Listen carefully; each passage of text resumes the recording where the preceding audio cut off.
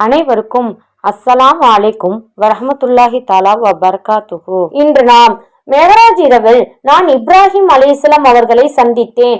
அப்பொழுது அவர்கள் என்னிடம், முஹம்மதே, உமது உம்மத்தினருக்கு என் சலாத்தை கூறி மேலும் அவர்களுக்கு, நிச்சயமாக சொர்க்கத்தின் மண் மிகவும் நல்லது, அதன் தண்ணீரும் மிகவும் இனிமையானது, மேலும் நிச்சயமாக அதன் நிலப்பரப்பும் சமமாகவும் தூய்மையாகவும் உள்ளது.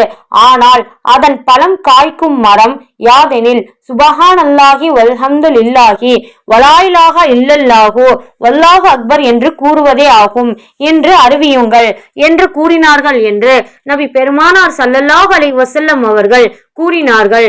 அறிவிப்பவர் ஹல்ரத் அப்துல்லாஹ் இப்னு மஸ்ஊத் ரலியல்லாஹு அன்ஹு, நூல் திர்மிதி. சுப்ஹானல்லாஹி வல்ஹம்துலில்லாஹி வலா இலாஹா இல்லல்லாஹு வல்லாஹு அக்பர் என்று நான் கூறுவது பொழுது புலரும் இந்த உலகத்தை விட எனக்கு மிகவும் மகிழ்ச்சியை கொடுப்பதாகும் என்று நபி ஸல்லல்லாஹு அலைஹி வஸல்லம் அவர்கள் கூறினார்கள்.